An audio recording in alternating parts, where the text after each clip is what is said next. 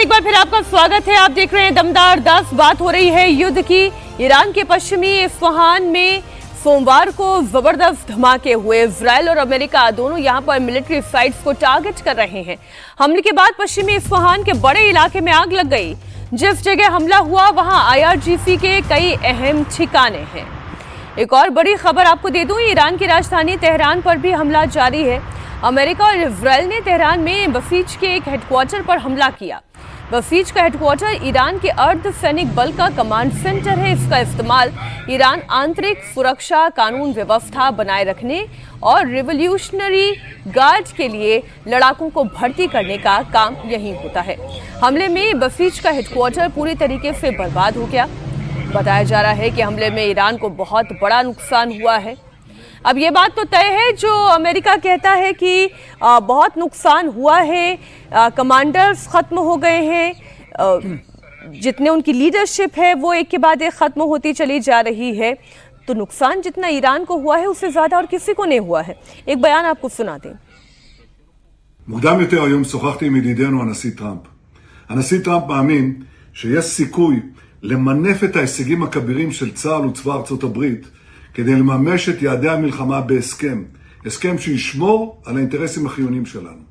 במקביל, אנחנו ממשיכים לתקוף גם באיראן וגם בלבנון. אנחנו קודשים את תוכנית הטילים ותוכנית הגרעין הדק וממשיכים לפגוע קשות בחיזבאללה. רק לפני ימים אחדים חיסלנו עוד 2 מדעני גרעין והיד עוד נטויה. אנחנו נשמור על האינטרסים החיוניים שלנו בכל מצב. वहीं लेबनान में इजराइल और हिजबुल्लाह के बीच जारी जंग और भीषण होती जा रही है। IDF साउथ लेबनान में हिजबुल्लाह के ठिकानों को चुन चुन कर बर्बाद कर रहा है। सोमवार को IDF ने अल खामेह में इमारतों पर हमला किया, जिससे पूरा इलाका धुआं धुआं हो गया। ये तस्वीरें आपके सामने हैं। इस वक्त राहुल जी, बेंजामिन नेतन्याहू खुद कहां पर है?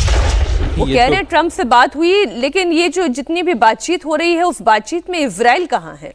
देखिए, इजराइल तो कभी भी इस जंग को रोकने के पक्ष में नहीं है, क्योंकि वो हमेशा से, अगर इस पूरी जंग को देखा जाए तो कहीं ना कहीं इजराइल ने ही अमेरिका को ये जो है मतलब मनाया कि इस जंग में जो है आप शामिल हों। और इजराइल ये चाहता है कि किसी भी तरह से ईरान और पूरे इलाके में कोई भी ऐसा देश ना रहे जो कि उसको कहीं ना कहीं थ्रेटन कर सके और उसकी एग्जिस्टेंस जो है वो बनी रहे। अब बात आती है कि वहाँ पर क्या मतलब जो इजराइल है वो क्या इस वक्त उसकी लीडरशिप का क्या। देखिए, ईरान में तो फिर भी तस्वीरें बहुत आ रही हैं। वहाँ पर ऐसा नहीं है कि बहुत रिस्ट्रिक्शन है कि कहाँ जो है नुकसान हुआ, कहाँ नहीं हुआ। ये तस्वीरें ईरान की तरफ से आ रही हैं, वहाँ से आ रही हैं। लेकिन इजराइल में ऐसा नहीं आ रहा है। वहाँ पे जो भी हमले हो रहे हैं, जैसे दिमोना जो उनका न्यूक्लियर फैसिलिटी है, उसके आसपास जो हमले हुए हैं, कहाँ आपको बहुत ज़्यादा तस्वीरें पता चली क्या नुकसान हुआ क्या नहीं हुआ। वहाँ पे क्या नुकसान हो रहा है ये जो है बातचीत बाद में सामने आएगी। ये बाद में आएगी कि उनका क्या नुकसान हुआ है, उनका कितना नुकसान हुआ। और ये भी माना जा सकता है, देखिए बहुत सारे चीज़ें जो है, बात अभी जब ब्रेक था तो हम कर रहे थे कि वहाँ पे इलेक्शन होना है इजराइल में, तो इलेक्शन को लेकर भी क्या ये सब चीज़ें वो जारी रखना चाहते हैं ताकि नेतन्याहू जो है एक बार फिर जो है वो जाए। तो ये सारी चीज़ें देखने वाली बात होगी कि इजराइल जो है वो किस हद तक इस वॉर में नुकसान के बाद भी शामिल रहना चाहता है। मिडिल ईस्ट में 25 दिन से जारी जंग के बीच अमेरिका से एक बड़ी खबर आ रही है। अमेरिका की सबसे बड़ी ऑयल रिफाइनरी में जोरदार धमाका हुआ है। अमेरिका के टेक्सास में पोर्ट आर्थर के पास ही वालेरो रिफाइनरी है, जिसमें धमाका हुआ। धमाके के बाद रिफाइनरी में बहुत तेज आग लग गई। धमाका इतना भीषण था कि आसपास के मकान हिल गए। आसमान में दूर दूर तक काला धुआं दिखाई देने लगा। धमाका कैसे हुआ, क्यों हो गया, रिफाइनरी में इतनी भीषण आग कैसे लगी, कब तक इस आग को बुझा लिया जाएगा, ये तमाम चीज़ें चल रही हैं। लेकिन आग की लपटें कई किलोमीटर दूर तक दिखाई देती रही। ट्रंप के 5 दिन के युद्ध विराम के ऐलान के बाद रिफाइनरी में इस तरीके का धमाका हुआ। हालांकि खबर में पढ़ रही थी कि अब ये बताया जा रहा है कि उसी के जो हीटिंग मशीन है उसमें कोई खराबी आ गई, जिसकी वजह से धमाका हो गया। लेकिन आजकल तो कहीं पे भी तेल और गैस और फिर वहां पर धमाका हो जाए तो ये लगता है कि ये तो युद्ध की वजह से हुआ है। लेकिन टेक्सास तक ईरान हमला नहीं कर सकता है। नहीं, मुझे लगता है ये एक्सीडेंट भी होगा, लेकिन अब एक्सीडेंट को एक्सीडेंट की तरह दिखाया भी तो जाता है कई बार। जैसे लेगार्डिया एयरपोर्ट पे जो हुआ, जिसने वो फायर ट्रक ने एरोप्लेन को धक्का मार दिया, जिसमें 2 पायलट भी मर गए। तो वो सुनियोजित साजिश है या एक्सीडेंट है ये भी नहीं कहा जा सकता है। क्या ये हीटर भी उसी सुनियोजित, क्योंकि ये छोटे छोटे जो कहें इंसिडेंट्स हैं और स्लीपर सेल्स, और तो बाद की बात आती है कहीं ये लोन वुल्फ टाइप तो नहीं है कि हीटर को इस तरह आप कर दो। तो अब तो यही नहीं, अमेरिका में या वेस्ट में जितनी भी घटनाएं होंगी सब में लगेगा कि कहीं ना कहीं कुछ, कहीं किसी ने अटैक किया, वॉर एंगल है, या ईरान में जो हो रहा है या वेस्ट एशिया में जो हो रहा है उसको लेकर है। तो ये संशय की स्थिति हमेशा रहेगी। और मैं ये भी बता दूं, आगे आने वाले दिनों में हम देखेंगे कि टेररिस्ट इंसिडेंट्स बढ़ जाएंगे, और ये इसलिए भी होगा क्योंकि जिस तरह से ईरान पे अटैक हो रहा है, पूरा वर्ल्ड इस समय, आपने एक छोटी सी घटना आपने देखी थी ना 1988 में सैटेनिक वर्सेस 89 में खुमैनी साहब ने फतवा जारी किया, 2022 में उसको 10 बार स्टैब किया किसी एक व्यक्ति ने, और सलमान रुश्दी को, और उनकी एक आंख चली गई। तो आप समझ सकते हैं फैनेटिसिज्म किस दौर पे होगा इस समय, जो लोग भी होंगे, और इसका रिपरकशंस अमेरिका को कितने दिनों तक झेलना पड़ेगा, ये भी इसके लिए तैयारी करनी होगी उनको। क्योंकि और जितना रिपरकशंस होगा उतने रिएक्शंस होंगे, उतने ट्रम्प साहब मजबूत होंगे, ये भी जानते हैं वो। तो कहीं ना कहीं अगर वो लॉसेस हो रहा है इनको यहाँ ये पब्लिक इमेज का, तो वहां उनको फायदा भी होगा, क्योंकि एंटी वेस्ट एशियन फीलिंग्स या एंटी इस्लामिक फीलिंग जो भी फिर वो लगने लगेगा कि जो ट्रम्प ने किया वो ठीक किया। यहाँ यही होता है ना, एक साइकिल चलती है वायलेंस की, जो यहाँ खत्म होगी तो वहां शुरू होगी, और उसके चलते इमिग्रेंट्स और इस्लाम और वो सारी चीजें फोकस में आने लगती हैं जो अदरवाइज नहीं रहती हैं। तो वो एक बड़ा डर रहेगा हमेशा। कुछ और तस्वीरें मैं दिखा देती हूँ दर्शकों को। इसी धमाके की एक और तस्वीर है। रिफाइनरी में जैसे ही धमाका हुआ, आसपास के मकान, सभी मकानों पे वहाँ पर तो सीसीटीवी कैमरा लगे रहते हैं सुरक्षा की दृष्टि से, और वहीं कैमरों में ये धमाका रिकॉर्ड हुआ। आपातकालीन अभियानों में सहायता करने के लिए टेक्सास ट्रांसपोर्ट डिपार्टमेंट ने चालकों को रिफाइनरी के आसपास जाने से बचने की सलाह दी है, और अभी भी इस पर काबू पाने में वक्त और लगेगा। रिफाइनरी में आग लगने के कारण अमेरिका में तेल सप्लाई चेन प्रभावित हो सकती है। यहाँ की रिफाइनरी में ऐसे वक्त में आग लगी है जब स्ट्रेट ऑफ हॉर्मुज करीब करीब बंद है। इसकी वजह से अमेरिकी बाजार में भी तेल का संकट पैदा हो सकता है। वालेरो का पोर्ट आर्थर रिफाइनरी अमेरिका की सबसे बड़ी रिफाइनरीज में से एक है। यहाँ से करीब 3,95,000 बैरल प्रतिदिन क्रूड ऑयल प्रोसेस किया जाता है। यहाँ से अमेरिका की रिफाइनिंग कैपेसिटी का करीब आधा हिस्सा इसे यहीं से हैंडल किया जाता है। तो इस लिहाज से ये रिफाइनरी कितनी इम्पोर्टेंट है। और जब ये खबर आ रही है तो थोड़ा मार्केट का भी हाल में राहुल जी हम थोड़ा चर्चा कर लें कि यहाँ पर भी डोनाल्ड ट्रंप ने कितने शातिराना अंदाज में पहले अपना तेल बेच दिया, और फिर जैसे ही दुनिया के मार्केट का, खास तौर पर एशियन मार्केट खुलने का समय आया, तब आपने प्राइस ड्रॉप कर दी है।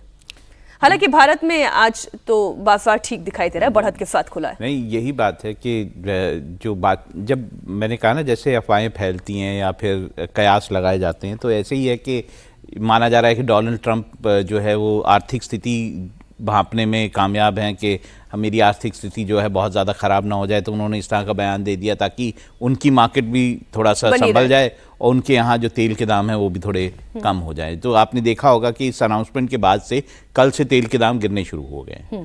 तो ये स्ट्रेटेजिकली माना जा सकता है, लेकिन मुझे लगता है उससे ज़्यादा क्या डोनाल्ड ट्रंप जो नुकसान अर्थव्यवस्थाओं को हो रहा है, वेरियस अर्थव्यवस्थाओं को हो रहा है, जिस तरह का विश्व की तरफ से भी प्रेशर वहाँ पे है अमेरिका पे कि ये आपने जो वॉर शुरू किया उसके कारण हमारी इकोनॉमी सफ़र कर रही हैं। भारत में जो कयास लगाया जा रहा है, भारत में 3-4% गिर जाएगा जीडीपी अगर इस तरह का ये वॉर जो है जारी रहा तो इसलिए बाहर से भी प्रेशर है और अमेरिका के अंदर भी जो प्राइसेस का प्रेशर है वो भी है।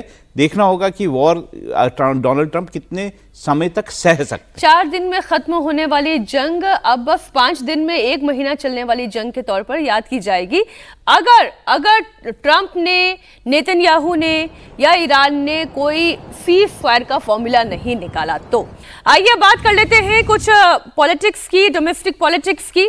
बिहार के मोकामा से बाहुबली विधायक अनंत सिंह जेल से बाहर आ गए हैं। दुलारचंद यादव हत्याकांड में पटना हाईकोर्ट से उन्हें जमानत मिल गई है। जेल से निकलते ही उन्होंने समर्थकों ने उनका स्वागत किया। अपने पसंदीदा लैंड क्रूजर गाड़ी में बैठकर वो जेल से बाहर निकले। अनंत सिंह आज सुबह पूजा करने के लिए निकले हैं और अनंत सिंह से निशांत कुमार के राजनीति ज्वाइन करने पर पत्रकारों ने सवाल भी पूछा। तो उन्होंने कहा कि निशांत कुमार को मुख्यमंत्री बनना चाहिए, नीतीश के राज्यसभा जाने पर अनंत सिंह ने कहा कि नीतीश जो करेंगे वो बिहार की जनता के भलाई के लिए ही करेंगे। सुने बयान।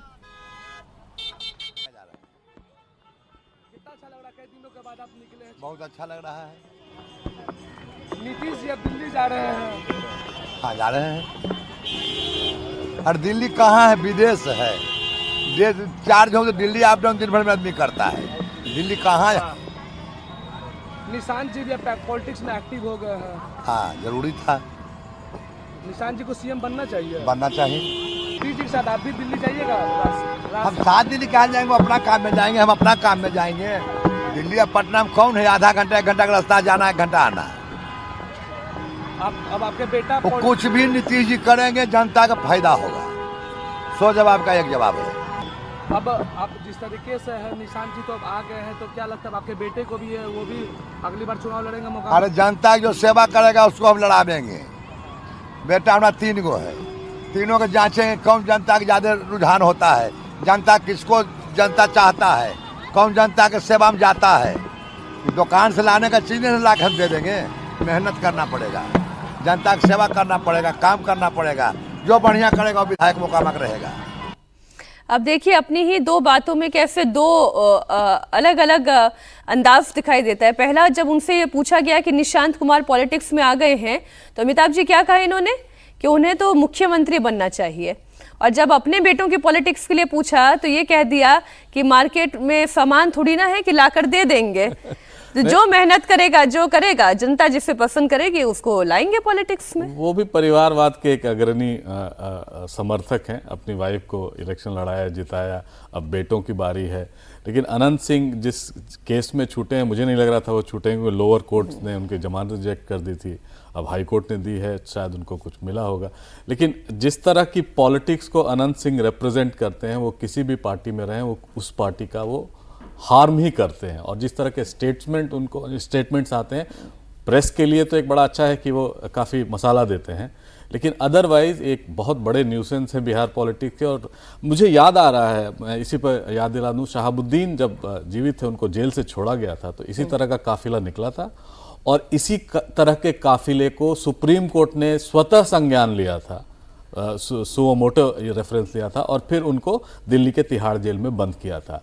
अगर वैसा कोई इंसिडेंट होता, हालांकि उन्होंने उस समय नीतीश कुमार के खिलाफ बयान दिया था, यहाँ उन्होंने ऐसा नहीं किया है अनंत सिंह ने, तो मुझे लगता है ये अगर कोई कोर्ट मूव करे, सुओ मोटो भी अगर नहीं जाए, कोई जाए, तो इन पर कार्रवाई हो सकती है। लेकिन जिस तरह की पॉलिटिक्स को वो रिप्रेजेंट करते हैं और जिस तरह के बाहुबली, और मैंने तो इनको बहुत करीब से देखा है, तो मुझे लगता है कि ऐसे एलिमेंट्स को जितनी पॉलिटिक्स से दूर रखा जाए, और खासकर पॉलिटिक्स से दूर कौन रखेगा? पॉलिटिक्स से तो इन्हें पास बुलाती है, मतलब वो और फिर जनता जिताती है। कंपेटिटिव पॉलिटिक्स है, पॉपुलिस्ट पॉलिटिक्स है, जिसमें जाहिर है कहीं ना कहीं किसी को विंग करना पड़ता है। यहाँ पश्चिम बंगाल की बात कर लेते हैं सर। पश्चिम बंगाल में एसआईआर की पहली सप्लीमेंट्री लिस्ट देर रात जारी कर दी गई।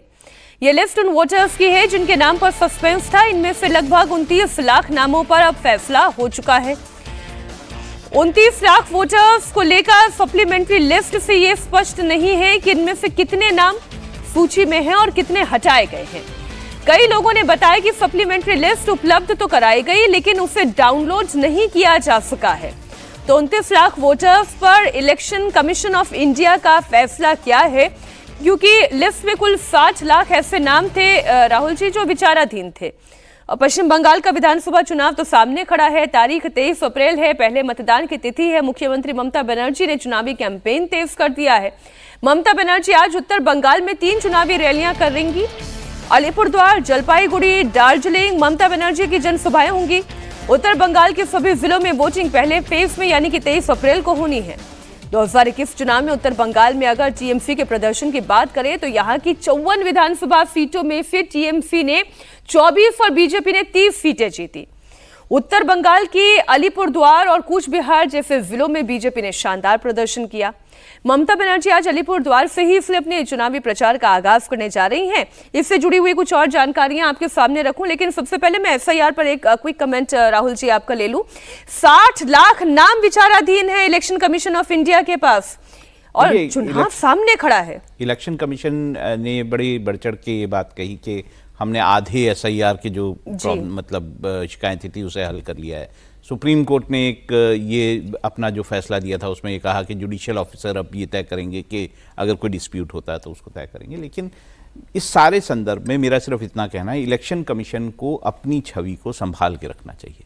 जो कुछ अभी केरल में हुआ, जिस तरह से बीजेपी का जो है स्टैंप लग के एक पेपर आपने इशू कर दिया, और जो कुछ इस एसआईआर की एक्सरसाइज में, मैं ये नहीं कहता कि वो कुछ गड़बड़ कर रहे हैं, क्लैरिकल मिस्टेक कैसे हो सकती है, मैं यही बोल रहा हूँ कि लेकिन इलेक्शन कमीशन को अपनी छवि को अगर वो संभाल के नहीं रखेंगे तो लोगों में इस इलेक्शन कमीशन जो कि पाक साफ दिखाई देता था उस पर शक पैदा होगा, जो कि देश में डेमोक्रेसी के लिए सही नहीं। खबर चूंकि चुनाव प्रचार से जुड़ी हुई आपको बता रही हूं मैं, और ममता बनर्जी अपने चुनाव प्रचार में बड़ी फाइटर इमेज के साथ पहुंचते हैं, और वैसे वो इमेज की बात नहीं है, वो कैरेक्टर ही वैसा है, वो लड़ाका है और वैसे लड़ती है, बिल्कुल वैसे लड़ती हुई दिखाई भी देती है, और वैसे चुनावी कैंपेन भी वो करती है। वो बीजेपी को डरा हुआ बता रही हैं। सवाल ये भी है कि क्या बीजेपी डरी हुई है? अब खड़गपुर सदर विधानसभा सीट से बीजेपी उम्मीदवार दिलीप घोष ने कहा कि ममता बनर्जी के सभी फर्जी वोटर चले गए, उनके चहेते अफसर भी हट गए, इसलिए वो चुनाव में डरे हुई हैं। जी कुछ भी कर लें, इतना क्यों डर रही है? हम तो डरते थे लूट हो जाएगा वोट, ये वो, आज वो क्यों डर रही है? क्योंकि सारा हेकड़ी निकल गई है, फर्जी वोटर चले गए, उनके चहेते ऑफिसर हट गए, तो चुनाव में बेसहारा हो गई। अभी कौन बेसहारा हो गया है अमिताभ जी? सबसे बेसहारा तो बेचारे दिलीप घोष जी हैं। इनको पार्टी ने उतना सम्मान नहीं दिया जो दूसरे पार्टी से आए हुए लोगों को दिया। तो दिलीप घोष जी का, और ये हालांकि ये बहुत पुराने वर्कर रहे हैं, आरएसएस से भी जुड़े हैं, तो इनका थोड़ा सा अपने पार्टी के प्रति भी जाता है। लेकिन हम सब जानते हैं ममता बनर्जी फाइटर हैं, और अगर वो हारेंगी भी, जैसे शुभेंदु अधिकारी से वो हारी, जिस तरह का उन्होंने प्रोटेस्ट किया, देख के लग नहीं रहा था कि वो शायद हार गई, लग रहा था सच में, लेकिन जब वो जिन अंदर से निकला बैलेट बॉक्स से तो पता चला वो हार गई हैं। लेकिन मैं इस बार राहुल जी की इस बात को बहुत प्रशंसा करता हूं कि जो भी इलेक्शन कमीशन कर रहा है इस समय बंगाल में या हिंदुस्तान में, उसको अबव सस्पिशन आना होगा। नहीं तो जो क्रेडिबिलिटी टीएन सेशन के बाद इलेक्शन कमीशन ऑफ इंडिया की रही है, वो कहीं डिस्टर्ब नहीं हो जाए। और आगे आने वाले सिर्फ बंगाल ही चुनाव नहीं, 4 जगह और चुनाव हो रहे हैं, कहीं वहाँ भी ऐसी चीज़ें निकलने लगी तो एक तरह से मैं कहूँ जो एक रिस्पॉन्सिबिलिटी थी इलेक्शन कमीशन की, वो उससे वो हटते दिखेंगे। और जिस तरह से वो इलेक्टोरल ऑफिसर्स बदल रहे हैं, बंगाल में बदला, लेकिन वैसे और स्टेट्स में नहीं बदल रहे हैं। और इसके पहले भी हमने देखा है कि अगर टीएमसी ने पूर्व डीजीपी को या पुलिस कमिश्नर को वहां पार्टी में राज्यसभा मेंबर बनाया, तो बीजेपी ने के समय ने जो 50 दिनों तक उनके चेंज करने पर इलेक्शन कमीशन के वहां जो कमिश्नर थे उनको भी एमएलए का टिकट दिया है बीजेपी में। तो ये देख के यही लग रहा है कि कहीं ना कहीं अबव बोर्ड आना होगा इलेक्शन कमीशन के लिए, चाहे वो कैंपेन करें, अभियान करें और कुछ इस तरह से प्रदर्शन करें कि लोगों को उनमें फिर से विश्वास जमे। तमिलनाडु की भी बात कर लेते हैं। तमिलनाडु विधानसभा चुनाव, जहां एनडीए में सीटों का बंटवारा फाइनल हो गया है। तमिलनाडु की कुल 234 विधानसभा सीटों में एआईएडीएमके 178 सीटों पर चुनाव लड़ेगी, जबकि बीजेपी को 27, पीएमके को 18 और एएमएमके को 11 सीट मिली है। इसका ऐलान एआईएडीएमके महासचिव पलानीस्वामी ने किया। केंद्रीय मंत्री पीयूष गोयल की मौजूदगी में यह ऐलान किया गया। तमिलनाडु में चुनाव 23 अप्रैल को होंगे और वोटों की गिनती 4 मई को होने जा रही है। तो नजर केवल एनडीए के सीट शेयरिंग फॉर्मूले पर ही नहीं, एक बड़ी खबर और आपको दे दें। डिप्टी सीएम उदयनिधि स्टैलिन की कार की चेकिंग की गई है। चुनाव आयोग की फ्लाइंग स्क्वाड ने डिंडीगुल में उनकी कार की चेकिंग की और तलाशी के दौरान उनकी कार में कोई आपत्तिजनक सामान नहीं मिला। इसके बाद डिप्टी सीएम को जाने दिया गया। तो ऐसे ही तो कार की चेकिंग हो नहीं जाती है राहुल जी, और ऐसी तस्वीरें तो हम देखते रहेंगे। लेकिन स्टालिन विरोधी मोर्चा जो एनडीए ने तैयार किया है, उसमें बीजेपी कितनी कामयाब हो पाएगी तमिलनाडु में? देखिए, इसमें बीजेपी का ज्यादा स्टेक नहीं है जितना कि एआईएडीएमके का स्टेक है। पलानीस्वामी का है जी। वो मेजर पार्टी है। अगर मैं कहूँ वो बिगर पार्टनर एआईएडीएमके है। क्या वो डीएमके को हराने में कामयाब रहता है? क्या वो जो है कांग्रेस के वोट काटने में कामयाब रहता है? क्या वो अच्छा प्रदर्शन करने में रहता है? क्या तमिलनाडु की जनता डीएमके को नकार देगी, एआईडीएमके के साथ है, ये सारे सवाल है वहाँ पर। बीजेपी का स्टेक तो बहुत माइनर स्टेक वहाँ अभी तमिलनाडु में है, जब तक के वो अपने पार्टी का संगठन नहीं बढ़ा लेते, जब तक के वो लोगों में वहाँ पर अपनी छवि नहीं बना लेते और एक थर्ड ऑल्टरनेटिव जो है एआईएडीएमके या डीएमके के सामने पेश नहीं करते। आज दमदार 10 में इतना ही था। अमिताभ जी आपका भी, राहुल जी आपका भी बहुत शुक्रिया हमारे साथ जुड़ने के लिए, चर्चा में शामिल होने के लिए। वक्त एक छोटे से ब्रेक का है। सुबह 11 बजे आपको दिखाएंगे सिलेंडर पर आज कहां कहां मचा गदर। एलपीजी के बाद अब कौन फैला रहा है पेट्रोल पर अफवाह। दिल्ली के बजट में क्या है, क्या सस्ता क्या महंगा, दिल्ली में क्या क्या बदल जाएगा, आपके शहर की हर खबर सुबह 11 बजे।